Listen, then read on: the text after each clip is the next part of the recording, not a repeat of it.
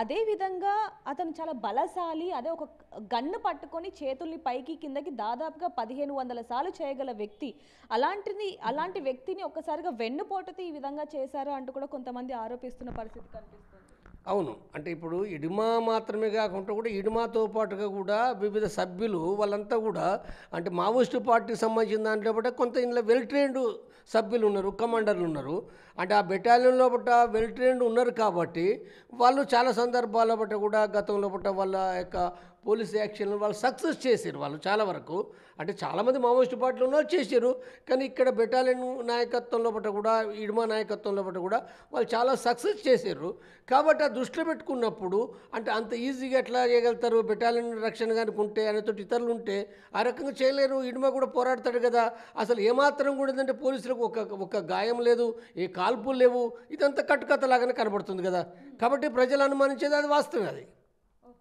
Sir ఇప్పుడు వరకు కూడా చూసుకుంటే ఏదైతే హిడ్మా ఉన్నారో వాళ్ళు లొంగిపోతారు అనే వార్తలు కూడా కొంతవరకు వినిపించాయని చెప్పొచ్చు. దాని కారణంగానే ఇదంతా జరిగింది అని. దీనికి సంబంధించి మీరు ఏం చెప్తారు? ఇప్పుడు ఈ సరెండర్ అనేది ఏందో నా దృష్టిలో ఒకటి ఏంటంటే అవి ఫేక్ ప్రచారాలు అనుకుంటున్నా. ఫేక్ ప్రచారాలు అవి నిజమైనవి కావు. ఎందుకు అనుకుంటున్నంటే ఇవి అసలు ఆ సరెండర్ కావడానికి వచ్చిన మరి వాళ్ళు చెప్పాలి కదా, వచ్చి వాస్తవాధారాలు చెప్పాలి. అసలు ఆ జర్నలిస్ట్ ఎవరు ముందుకొచ్చి చెప్పరు. ఈ జర్నలిస్ట్ పేరు మీద సరెండర్ కావడానికి వచ్చిండు అని అంటే అంత ఈజీగా ఇడుమాతో పాటుగా వీళ్ళందరూ ఎట్లా సరెండర్ కావడానికి వస్తారు? కనీసమైన ఏంటంటే వాళ్ళు ఏర్పాట్లు చేసుకుంటారు కదా. మనం ప్రశ్నించుకుంటే ఇప్పుడు ఆశన్న పోయిండు, ఆశన్న కూడా 250 మందితో పోయిండు. తను పోయేటప్పుడే మీడియా వాళ్ళు చాలామంది రప్పించుకున్నాడు. పోయేటప్పుడే అక్కడ వీడియోలు తీసిర్రు, వాళ్ళు మాట్లాడిరు, ఇవన్నీ జరిగినాయి కదా. సరెండర్ కావడానికి సంబంధించి వచ్చినప్పుడు చాలా అంటే ఇడుమని చంపుతారని కూడా తెలుసు కదా. ఇడుమాకు కూడా ఉంది కదా, ఇడుమా కూడా అంత ఈజీ కాదనే విషయం తెలుసు.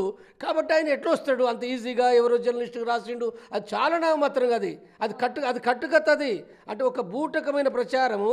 అంటే ఇడుమా అనేది ఎన్నో దేశంలో పడ్డ ఒక కథానాయకుడిగా, ఒక హీరోగా, ఒక బీర్సా ముండగా, ఒక అల్లూరి లాగా, ఒక భగత్ సింగ్ లాగా, ఒక చేగువేర్ లాగా ప్రచారం అవుతున్నాడు.